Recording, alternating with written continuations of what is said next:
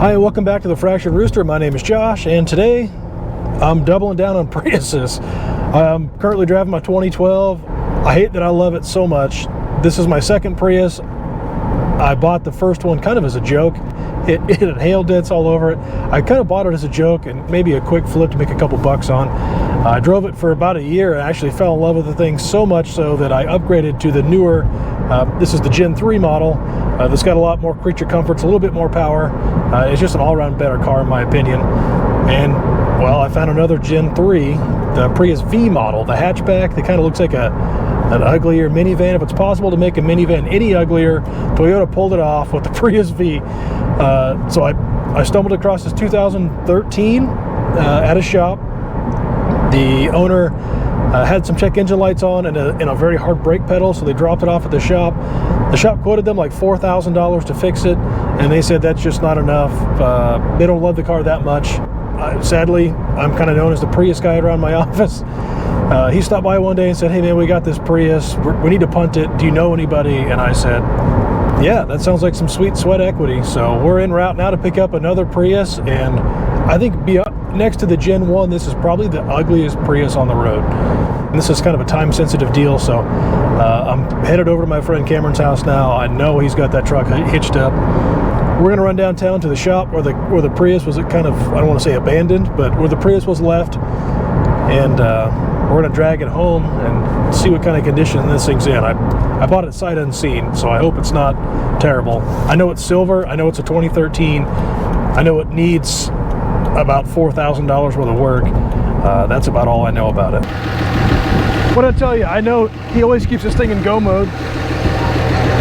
It's already warmed up. Let's go get a Prius. All right, we're back from the shop, and I'm pretending to be doing something in my car, so Cameron does all the heavy lifting out there. He's setting the ramps up, and we're getting ready to back this thing off. I'll caution you now, today is full Kansas. The wind's blowing 30, gusting to 50, so I apologize for any wind noise. I'll do my best here. So here's the Prius, the big booty Prius. All right, so it is a 2013 Prius V, four-door wagon, gray interior, and fairly clean back here. The seller said it had around 112,000 miles, which is low miles for a car of this age, but it's had a hard life. There's lots of very strange dings and nicks all around the car. This rear bumper's been pressed on many times and backed into lots of stuff. There's not a panel on this car that's not dented or wavy. And these doors have been resprayed at some point. We're not sure why, but the two front doors looks like they've been resprayed twice. And the second time they did them, they did not do a good job. You can see like sanding marks and mud or Bondo left over in there. It's not good at all. So mismatched mirrors.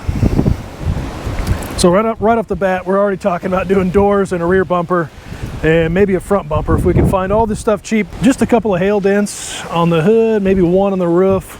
Again, another dent here, a dent here, a dent here. Like, how does this stuff happen? A dent here in the back of the door. Somebody obviously opened this door into something and dented that very hard. The seat's got a little wear in it, which is unusual for a car with 112,000. Well, it was owned by voters, so we got that going for us. You know, a Prius driver's politically motivated, and they'll tell you all about it. They're like CrossFitters. Smells nice in here. Free sunglasses. All right, what we got here? Solar comforts. Yep, all about that comfort. Not so much the base, but the comfort. Count me in. Hit that button. Sure enough, 112,000 miles. Radio's off. Blower's running. It is auto. So it's a mid. What we decided it was kind of a mid option. Yeah. What do they call it? Prius 3? I think it's a 3. Yeah. She started up just fine. We do have a brake light on. I wonder if that's from a parking brake. Yes, parking brake is now off and the brake light went away. We're in eco mode. The buttons for that are in the console, the sticky console. Oh no, we're stuck in power mode now. All right.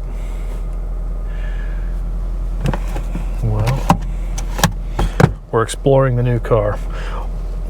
Let's see if it has the, oh, it doesn't have the touch sensitive buttons. So in my car, in the background there, it's a 2012. If you hover over these buttons, the shape of this button is displayed on the heads-up console so that you know where your fingers are at. You don't have to turn your dome light on because none of these buttons are backlit. This way you just rest your hand up here, and this whole button system is transposed onto the dash, and you can navigate your way around. Pretty cool. Okay, the gas engine turned off, which tells me the battery's fully charged, or at least the car thinks it is. Well, let's see if we can get it off the trailer. So let me back up a little further here and relay what the symptoms were on this car, why it was brought to the shop to begin with. So he said he began driving it, and the brake pedal started getting harder and harder as he drove it. He only had the car for about 6 months. The brake pedal progressively got stiffer and stiffer, so he dropped it off at the shop. And they said it needs a brake master cylinder and or a brake booster / accumulator.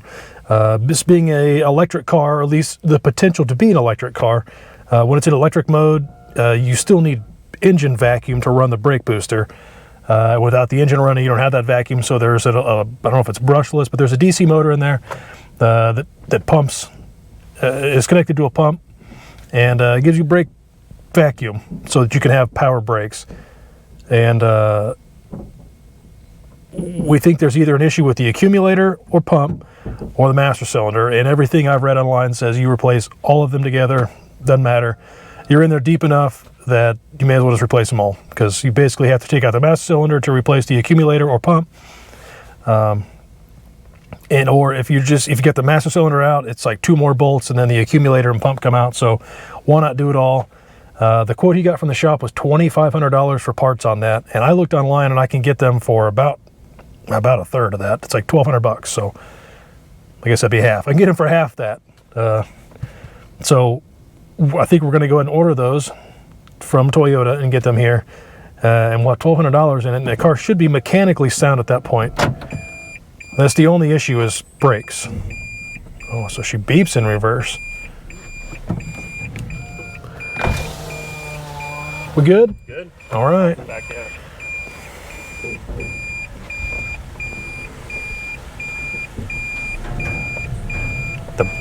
The brakes are working perfectly. They're not stiff at all. They're a little grabby.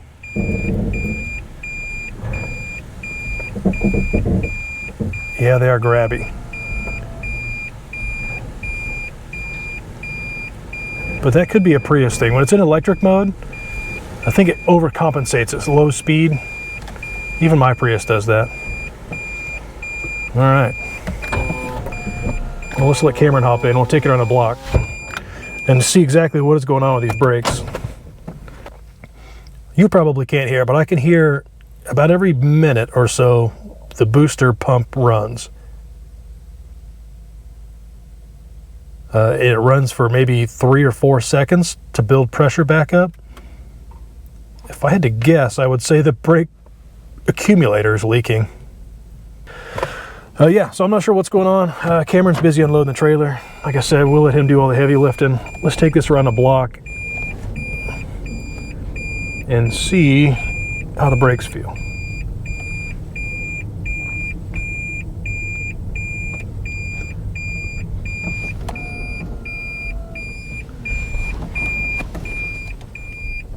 Everything seems fine backing it up.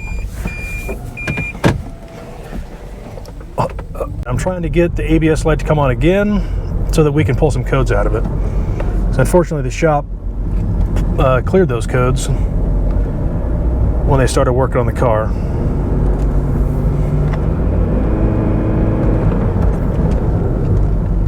God, it stops very well. The brakes, whatever's wrong with them, definitely is not preventing the brakes from working.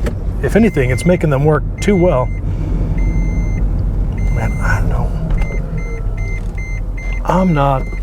I'm not feeling anything wrong with these brakes. We got a little squeal out of the tire.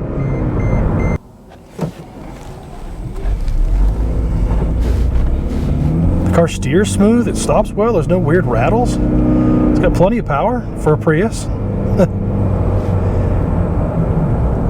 I'm in no way having any problems driving this car. So I guess we just keep driving it and hope that we get this ABS light to come back on, and that'll give us some data to comb through and see if we're just going to throw all the parts at it or just a couple parts at it. I don't know. But so far this thing drives great.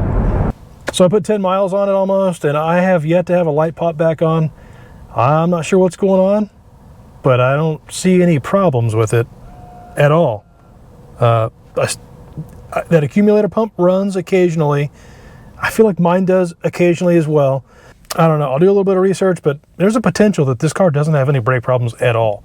It might just need a brake job, and that would be amazing because we have the potential to double our money on this car. So we'll throw the scanner on it, see what codes might have been in there now that are logged that haven't popped up.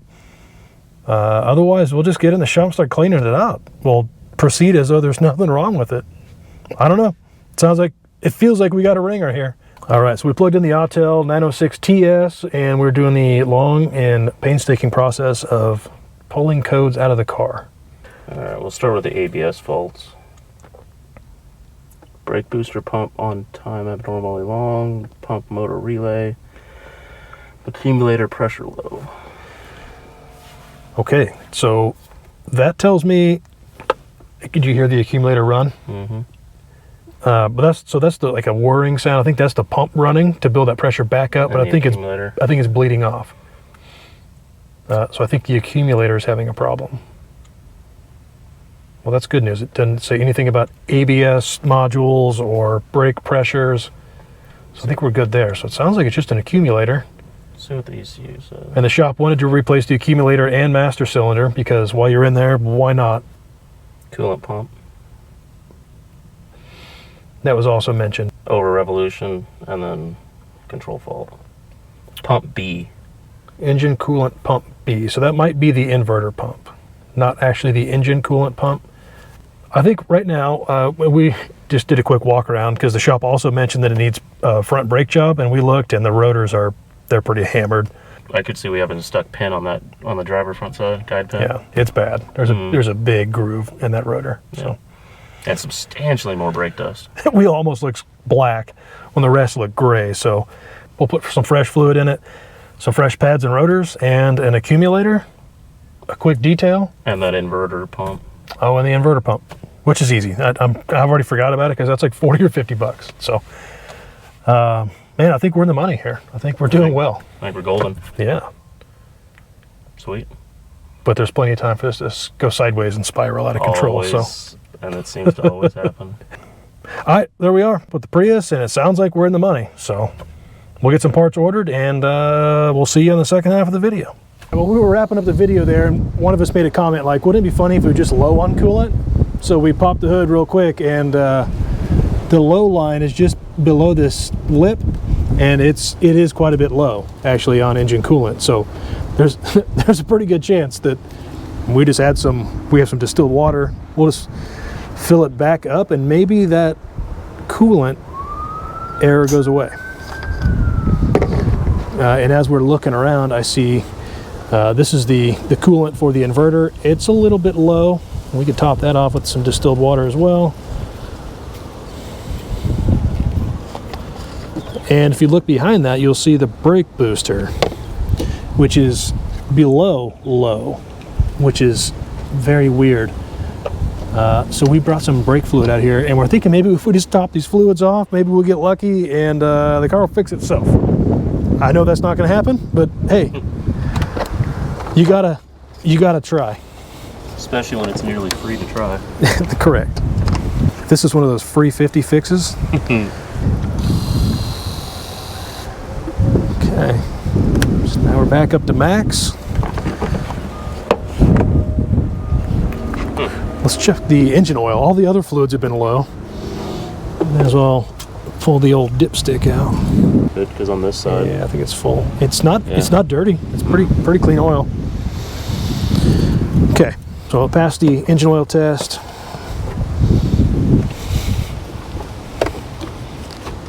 Air filter's good.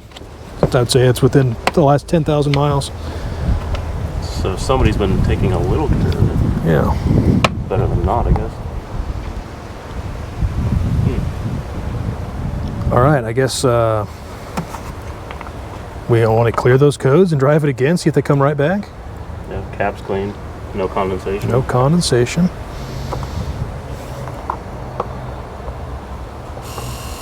Yeah, you can hear the accumulator. I'm assuming that's the accumulator. Mm-hmm. I would imagine. Yeah, so you can barely see it, but back straight there, that's the brake, that's the ABS module you see in the side of it. That's the whole ABS master cylinder at the top there with the ABS module attached to it. And then down below it, you can see... Is that where that plug-in is? Yeah, the plug, that is your accumulator and booster assembly. You know, it doesn't look wet, so I don't think it's had any fluid leaking. Try to explain why the brake fluid would be low. I wonder if it's because those calipers are so... The pads are shot. Yeah. So the calipers are squeezed together. Yeah, you can, oh God, you can feel that. It's like a 2 millimeter groove in those rotors. It's not good. All right, well, we chopped the fluids off. Let's take it around the block, see if it runs any differently, and see if those codes come back, or if it gets any worse. Guys. All right, so I'm laughing because we're topped off all the fluids, as you saw. Now we're driving around, and we've got, I don't know, 3 or 4 miles on it. And I scanned the system again, and there are no ABS codes. There are no engine codes. There are no codes, period. Like, what's going on? We just hit the brakes and got fully into the ABS. That's what prompted the laughter. We confirmed the ABS is working, but we cannot get a code to come back up. So we might be the world's greatest mechanics. Took about 89 cents worth of fluids, and we just totally fixed the car. There's no way this works. We doubled the value of the car with 89 cents worth of fluids. There's no way. I'm not. Okay. I'm at a loss. Yeah. I'm at a loss too. I mean, I bet they come back.